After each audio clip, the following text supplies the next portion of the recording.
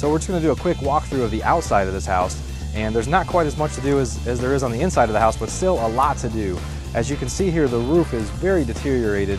Again, we're about to replace that. We're actually going to start on that tomorrow. There's a couple of sheds back here. So we've got this big kind of aluminum shed, which is really fairly flimsy, but it's just kind of fallen down. And rather than try to salvage this stuff, we're just going to go ahead and rip it down completely.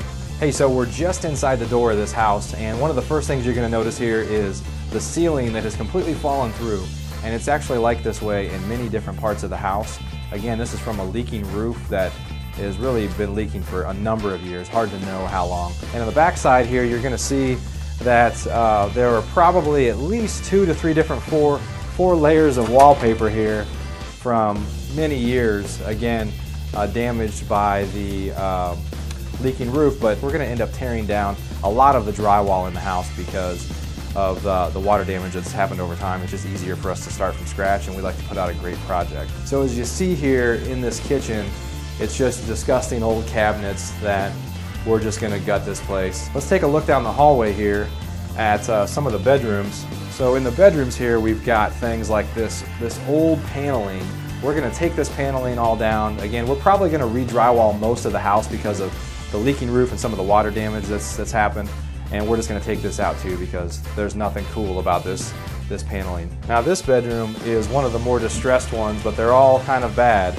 As I mentioned, it has a lot of water damage. You can see they've tried to patch the ceiling with pieces of plywood here. There's all sorts of damage to the walls from the water leaking and the flooring as well. So we probably have to put some new underlayment in most of this house, or a lot of parts of this house, just from water leaks over time. One more sneak peek I wanted to give you is let's take a quick look at this beautiful bathroom. In fact, this bathroom, you may come out of the shower dirtier than you went in if you take a shower in here. But if you look kind of up above the shower here, you see that the ceiling's been falling in, and there's just a ton of ceiling damage here. This is the type of stuff that we do all day, every day. Here you can see that there's some more damage to the ceiling, and we got all sorts of stuff taped on the wall. I don't know what, something's being covered up there. We're here to take a look at the progress we're making with our rehab here. We've taken the drywall off almost everywhere in the house. Actually everywhere. There's not a single square inch of drywall left. And so we're pretty much starting from scratch. This will be like a brand new house by the time we're done. The other thing that we've done so far is we did put a new roof on, and we've put new windows throughout the entire house. So you can already tell that's letting a lot of additional light in the house. We've also put in a whole new HVAC system. New furnace, new AC, new ductwork. It'll be all new vents, new thermostat. It'll be an entirely brand new system, just like a brand new house by the time we're done. Some parts of the house, you remember there was a lot of water damage. This particular room the ceiling was leaking really bad. And in fact, a lot of these studs were rotted and just had some water damage that we just didn't want to take any chances with. So we've reframed some parts of the house where there was water damage. So this is the room that had that beautiful, I guess it was knotty pine paneling throughout here that made it really dark. It was very 60s or 70s-ish. And so that's all been removed. We ripped that down. There'll be all new drywall in here. Of course, all new texture and everything throughout as well. We had to find a way to add some additional value here. And what we've done is we're actually converting the garage. Now that's something that I've only done a few times. I'm not a big fan of that, but it turns out that it's very typical in this neighborhood. Probably a quarter of the houses in this neighborhood have converted garages, which will provide an additional bathroom that we're adding to this area here. And there's also an additional bedroom that will be a small bedroom. This is a small house, so the bedroom will actually be about the same size as the other bedrooms in the house, maybe slightly smaller. If you were to look around the house, and we'll show you some video here, things are coming along. You really can't tell from a camera a whole lot what's been done, but in the past week or so, we have taped and bedded everything, textured everything, and we've painted almost the entire interior. So we're about to start hanging doors in here, which literally just takes a couple of hours to pop these things in. They're laying tile as we speak. We actually don't have the kitchen cabinets in yet, even though they've been done for about 3 weeks. So we'll pop those in the next couple of days and stain them. And those things really just take a few hours of this and that. So that's it for now. We'll see you again soon. Thanks.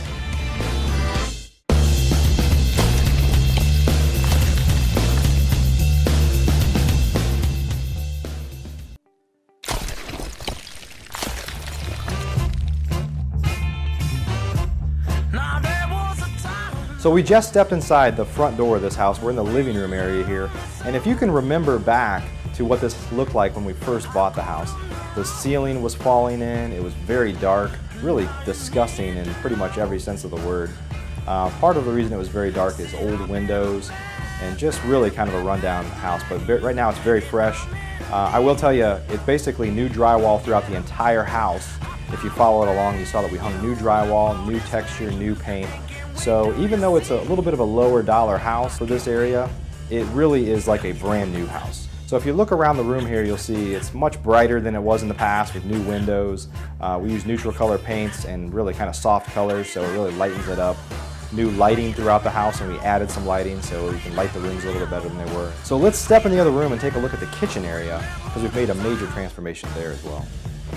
We're here in the kitchen where, if you can recall this, it was absolutely disgusting. Old original cabinets, countertops, lots of junk laying around, old appliances, and really just disgusting. So here we put in, I'll say they're custom cabinets, they're entry level, low level cabinets, but we have them custom made so that they fit the space perfectly. We have a cabinet maker that does that for us, and to be honest, they're really not any more expensive than buying them off the shelf, and they have a custom fit. So we stain a lot of our cabinets the same way for most of our houses, kind of a dark color, which is fairly modern. I prefer to use stainless steel appliances, but we use black in this house. This is a relatively lower dollar house, so we had to cut some corners in some spots. And if you recall me talking about the project, we pretty much immediately went way over budget on the work that we had to do, just some things that we didn't anticipate at all. And the project ended up taking much longer, so we had a lot of extra holding costs and things like that. This is not a project financially that we're real excited about, but it's one that once you get into, you've got to finish it. So that's where we're at. So we did some lower level things like Formica countertops and things that we don't use a lot of, but based on the value of this house, it just didn't justify spending any more money than that. But you'll see we use tile throughout the house that is the same. If you followed any of my rehab projects in the past, you'll know that we usually use two types of flooring. We use one type of tile that we use throughout the house and one type of carpet generally, unless we're doing hardwoods or travertine or something like that, but we keep it very simple so it flows nicely throughout the rooms. If you recall, one of the other things we did to overcome the budget issue is we tried to find some ways to increase value, and we did that by converting the garage. Let's step in the other room and talk about that a little bit. So we're here in a new bedroom that didn't exist before. If you recall, this was a 3-bedroom, 1-house, and a 1-car garage. And the garage was so small that it really wasn't usable by today's standards unless maybe you had a smart car or something like that. The other thing is it's very common on this street or in this neighborhood for garages to be converted. I've only done that a few times. I'm not a really big fan of it. It's a little bit ghetto to convert a garage to living space. But in this area, it's acceptable and common, and it was a way for us to add value. The types of families that buy in this neighborhood will much appreciate a 4-bedroom house over a 3-bedroom house, even if it means giving up a garage. So what we ended up with was a 4-bedroom, 2-bath with no garage. And so this is the bedroom. It's a small one. It's roughly 10 by 11.